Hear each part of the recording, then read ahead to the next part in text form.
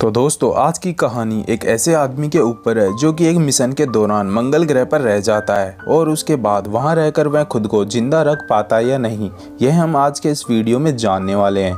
Video काफी शानदार होने वाली है, इसीलिए वीडियो को लाइक कर सब्सक्राइब जरूर करें। कहानी की शुरुआती में हम मंगल ग्रह को देखते हैं, जहाँ पर नासा द्वारा भेजे गए कुछ एस्ट्रोलॉजर्स को दिखाया जाता है जो कि मंगल ग्रह की मिट्टी के सैंपल ले रहे होते हैं। जहाँ हम वोटनी को देखते हैं, वे सभी एक दूसरे से बातें करते हुए अपना काम कर रहे थे, लेकिन तभी उन्हें नासा का एक मैसेज मिलता है जिससे उन्हें पता लगता है कि यहाँ पर काफ़ी तेज़ी से एक भयंकर तूफान आने वाला है। इसी दौरान उनके कमांडर इस मिशन को रद्द करने का ऑर्डर देती है ताकि वे सेफली यहाँ से जा पाएं। तभी वोटनी कहता है कि शायद यह तूफान उतना तेज ना हो जितना कि हम सोच रहे हैं और हमें इतना जल्दी इस मिशन को कैंसिल नहीं करना चाहिए, लेकिन कमांडर उसकी बात नहीं सुनती है। फिर हम देखते हैं कि वे सभी वापस जाने की तैयारी करने लगते हैं। लॉन्च क्राफ्ट की ओर जाने लगते हैं और वे जैसे ही बाहर की ओर जाते हैं तो वहाँ काफी ज्यादा तूफान आ रहा होता है, इसीलिए वे धीरे धीरे आगे की ओर बढ़ने लगते हैं और अब उनके लॉन्च में केवल 12 मिनट रह चुके थे। तभी तूफान के अंदर एक एंटीना छतरी वोटनी के ऊपर जाकर गिरती है, जिसकी वजह से वोटनी काफी दूर जाकर गिरता है, लेकिन कमांडर उसी समय उन सभी को वोटनी को ढूंढने को ऑर्डर देती है, जिसके बाद वे सभी उसे ढूंढने लग जाते हैं, लेकिन वोटनी उन्हें कहीं भी दिखाई नहीं देता है। फिर धीरे धीरे लॉन्च क्राफ्ट नीचे झुकने लगता है, जिसके बाद कमांडर उन सभी को वापस चलने का ऑर्डर देती है और वह खुद वोटनी को ढूंढने के लिए आगे की ओर बढ़ने लगती है। लेकिन तूफान के कारण स्पेसक्राफ्ट नीचे की ओर झुक रहा था, इसीलिए कमांडर को अंदर आने को कहते हैं, लेकिन कमांडर वोटनी को अकेला छोड़कर नहीं जाना चाहती थी। लेकिन वे सोचते हैं कि वोटनी स्पेस सूट फटने के कारण उसकी मौत हो चुकी है, इसीलिए स्पेसक्राफ्ट के गिरने से पहले कमांडर भी अंदर आ जाती है और वे सभी वहां से पृथ्वी के लिए निकल जाते हैं। जिसके बाद हम पृथ्वी पर नासा के चेयरमैन को देखते हैं, जो उस मिशन के बारे में मीडिया में बताते हैं कि मार्स पर कुछ प्राकृतिक आपदाओं के कारण मिशन को कैंसिल कर दिया गया है और इसी मिशन के दौरान एस्ट्रोलॉइज वोटनी की मौत हो गई है, जिस पर सभी काफी चर्चा करने लगते हैं। उसके बाद हम मंगल ग्रह पर उसी घटना की जगह को देखते हैं, जहाँ हम वोटनी को देखते हैं जो कि अभी मरा नहीं बल्कि जिंदा था। उसके सूट का ऑक्सीजन लेवल कम होने लग जाता है।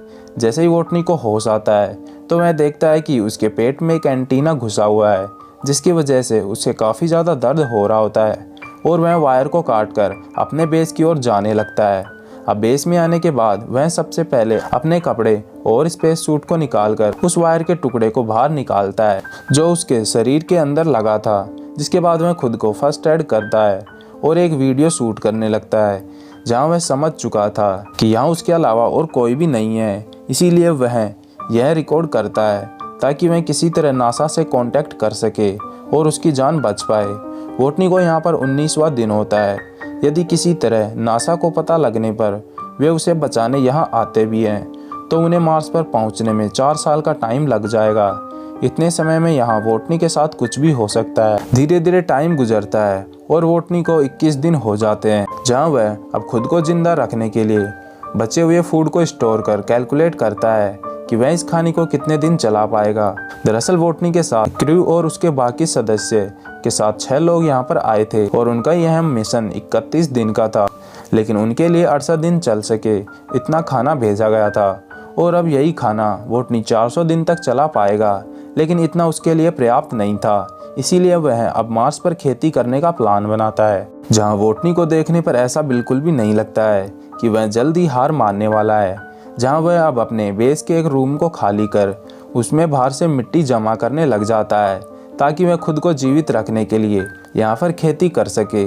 अब वोटनी को यहाँ पर 31वां दिन हो जाता है, जहाँ वह यहाँ पर आलू के सीड लगाने लगता है और अब उस जगह पर पानी की ज़रूरत के लिए वह मिट्टी को उपजाऊ बनाता है। वह अपनी एक तकनीक का यूज कर हाइड्रोजन को इकट्ठा कर उसमें आग लगाकर जल बनाना शुरू कर देता है, लेकिन यह तरीका कामयाब नहीं होता है। जिसके बाद वह फिर से कोशिश कर एक बार और ट्राई करता है और इस बार वह पूर्णतः कामयाब हो जाता है और अब उसके 48 दिन पूरे हो चुके थे, जहाँ वह देखता है कि धीरे धीरे आलू के सीड उगना शुरू हो गए हैं।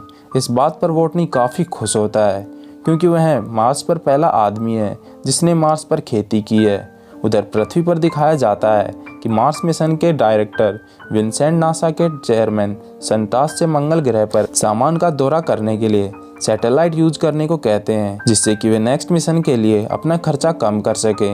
लेकिन सेंटास को इस बात से काफ़ी प्रॉब्लम थी कि यदि सैटेलाइट वोटनी की बॉडी दिखाता है तो उनकी काफ़ी बदनामी होगी। लेकिन विंसेंट किसी तरह उसे मना लेता है। उसके बाद जब वे सैटेलाइट से मार्स पर देखते हैं तो वे बेस के सामान को देखकर समझ जाते हैं कि वोटनी अभी मरा नहीं बल्कि जिंदा है, क्योंकि वहाँ पर सोलर और बेस के सामान के साथ छेड़छाड़ की गई थी। इस बात पर कंफर्म हो जाता है कि वोटनी अभी जिंदा है। लेकिन इस बारे में सेंटास मार्स से वापस आ रहे कमांडर क्रू और उनकी टीम को इस बारे में नहीं बताता है, ताकि वे सेफली यहाँ पर पहुँच जाएं, ताकि उन्हें किसी बात की शर्मिंदगी महसूस हो। उधर वोटनी भी इस बात का पता लगा लेता है कि नासा नेक्स्ट मिशन भी मार्स के किसी दूसरे पार्ट में करने वाला है। इसीलिए वह अपनी पूरी तैयारी के साथ उनके द्वारा लाए गए रोबोट की हेल्प से उस जगह के लिए निकल पड़ता है, ताकि वहां पहुंचकर वह नासा से कम्युनिकेट कर सके। इस बात की पूरी खबर नासा को सैटेलाइट से पता लग जाती है, जहां वोटनी को इस सफ़र में 50 दिन का टाइम लगने वाला था। अब नासा जल्द से जल्द वोटनी से कम्युनिकेट करने के लिए उसके पास एक सैटेलाइट भेजने का प्लान बनाते हैं, लेकिन इस काम में उन्हें 9 महीने का टाइम लग जाएगा और वे इस काम को जल्द से जल्द कंप्लीट करना चाहते हैं, ताकि वे वोटनी को वापस ला सकें। यहाँ अब 80 दिन पूरे हो जाते हैं, जहाँ अब वोटनी अपने द्वारा लगाए गए आलुओं को देखता है, जो कि अब पूरी तरह तैयार हो चुके थे। जहाँ वोटनी ऐसा पहला आदमी होता है जिसने मंगल ग्रह पर खेती की है, जहाँ वह कमजोर और बेकार आलुओं को वापस लगा देता है। लेकिन विंसेंट को एक चीज़ का पता लगता है कि वोटनी किसी दूसरी जगह पर जा रहा है, लेकिन कहाँ, इसके बारे में वह जानने के लिए वह एक मैप से वोटनी की डायरेक्शन को देखता है। तो उन्हें पता लग जाता है कि वोटनी 1997 में मार्स द्वारा भेजा गया सैटेलाइट पाथ 5 की ओर जा रहा है, ताकि वह नासा से कम्युनिकेट कर पाए। इसीलिए विंसेंट 1997 के मिशन के इन्वॉल्व टीम के पास पहुंच जाता है, जहां उनके पास सेम वैसा ही फ्रेम होता है जो कि वह सैटेलाइट मार्स पर भेजी गई थी। और वोटनी इस बारे में जान चुका था। वह उस सैटेलाइट को निकालकर उसे रेडी करने लग जाता है, ताकि वह नासा से कांटेक्ट कर सके। और जैसे ही वह उस सैटेलाइट को कांटेक्ट करने के लिए ऑन करता है तो विंसेंट को उसका सिग्नल मिल जाता है, जिससे फाइनली उन्हें एक उम्मीद दिखाई देती है। अब वे वोटनी से कम्युनिकेट करने के लिए सैटेलाइट में लगे एक कैमरे की हेल्प का यूज करते हैं, लेकिन उस कैमरे में केवल फोटो को सेंड किया जाता है और दूसरी तरफ पहुंचने में उसे 32 मिनट का टाइम लगता है, जिससे वे फाइनली वोटनी का हाल पूछते हैं। साथ ही वे उस सैटेलाइट की फ्रीक्वेंसी को हैक करने को कहते हैं, ताकि वे उससे टेक्स्ट रूप में आसानी से बातें कर सकें। और होता भी कुछ ऐसा ही है। फिर वोटनी क्रू के बारे में पूछता है, लेकिन वे उसे बताते हैं कि क्रू को उनके बारे में अभी बिल्कुल भी नहीं पता है, क्योंकि वोटनी के बारे में अभी उन्हें जानकारी नहीं दी गई है। यह बात सुनकर वोटनी काफ़ी ज़्यादा गुस्से में आ जाता है।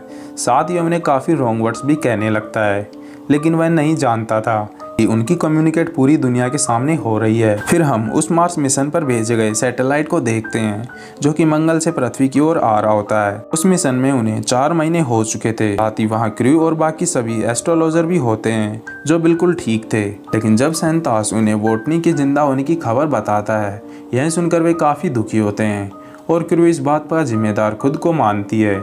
जिसके बाद वोटनी अपनी एक तस्वीर भी वहाँ सेंड करता है, ताकि वे लोगों को बता सके कि वोटनी मार्स पर किस तरह अकेले रहकर भी अपनी लाइफ में स्ट्रगल कर रहा है। यहाँ सेंटास नेक्स्ट ईयर में उस मिशन पर भेजने के लिए एक सैटेलाइट को भेजने का फैसला करता है, ताकि वे जल्द से जल्द वोटनी को घर ला सकें। उसके बाद हम वोटनी को देखते हैं, जो जैसे ही बेस के अंदर जाने के लिए वेंटिलेशन ऑन करता है, तभी हवा के दबाव के कारण वेंटिलेशन ब्लास्ट हो जाता है और वोटनी का सूट भी टूट जाता है, जिसके कारण उसका ऑक्सीजन लेवल कम होने लगता है। लेकिन किसी तरह वोटनी अपने सूट को ठीक कर बाहर निकलता है, तो वह देखता है कि उसकी फसल पूरी तरह खराब हो चुकी है और अब उसकी फसल वापस नहीं हो सकती है। इस पर वोटनी काफ़ी ज़्यादा दुखी होता है और अब उसके पास उसके बच्चे खाने के अलावा उसके जीवित रहने का कोई भी जरिया नहीं था, क्योंकि सेंटास बताता है कि केवल वोटनी के पास 614 दिन का खाना बचा है। इसीलिए वे लॉन्च जल्दी करने का फैसला करते हैं। उधर वोटनी को मार्स पर पूरे 154 दिन हो जाते हैं, जहां अब धीरे धीरे उसका खाना भी खत्म होने जा रहा था।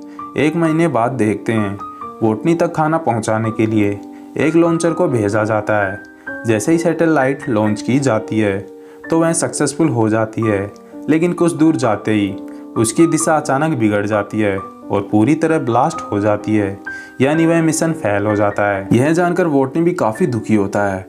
और वह अपनी बची उम्मीद को खोने लग जाता है कि वापस इतने कम टाइम में वोटनी की हेल्प नहीं कर पाएंगे। फिर हम पृथ्वी पर चाइना की एक स्पेशल एजेंसी को देखते हैं जिन्हें नासा के इस मिशन के फेल होने के बारे में पता लगता है। फिर वे समझ जाते हैं कि उनकी हेल्प वे कर सकते हैं। इस बात के लिए वे तैयार हो जाते हैं। जहाँ वे तियानसेन जो मार्स पर भेजा गया मिशन उसे वापस पृथ्वी पर आ रहा होता है, उसे बीच में ही कैंसिल कर उसे एक बूस्टर देकर मंगल ग्रह के अंतरिक्ष कक्ष में भेजकर वोटनी को वे वापस ला सकते हैं। और जब तियानसेन मार्स के ऑर्बिट में पहुंचेगा तो MAB की हेल्प से वोटनी उन तक यानी ऑर्बिट में आ सकता है और वोटनी को तियानसेन में वापस लेकर आ सकते हैं। अब इस मिशन में बाकी उन 5 एस्ट्रोलॉजर की जान का रिस्क था, इसीलिए यह फैसला उन्हें ही लेने को कहा जाता है, जिस पर क्रू अपनी टीम को इसके बारे में बताती है। तब वे वोटनी को बचाने के लिए मान जाते हैं क्योंकि वे सभी अपनी गलती को सुधारना चाहते थे। अब नासा तियानसेन को बूस्ट करने के लिए पृथ्वी कक्ष में एक बूस्टर भेजते हैं जो कि तियानसेन को बूस्ट करने पहुंच जाता है। उधर वोटनी को पूरे 461 दिन मार्स पर हो जाते हैं और नासा के साथ साथ वोटनी भी वापस आने के लिए काफी मेहनत कर रहा होता है।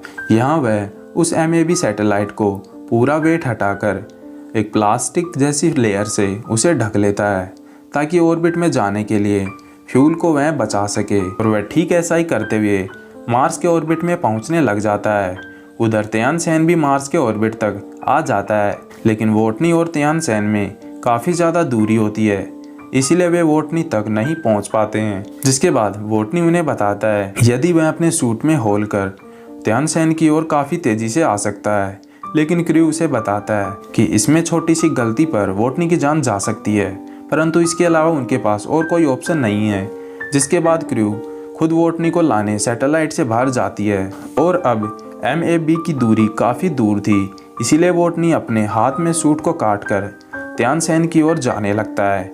और जैसे ही वह क्रू के पास पहुंचता है तो वह क्रू का हाथ पकड़ लेता है, लेकिन बैलेंस ना बनने के कारण उसका हाथ छूट जाता है और वोटनी क्रू के पास रस्सी को पकड़कर किसी तरह वह खुद को कंट्रोल करता है और धीरे धीरे वे एक दूसरे के पास आ जाते हैं। एंड फाइनली वोटनी तियानसेन तक पहुंच जाता है।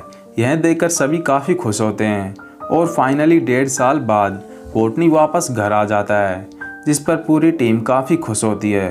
अंत में हम वोटनी को देखते हैं जो कि एक टीचर बन चुका था जो स्टूडेंट्स को स्पेस की जानकारी दिया करता है।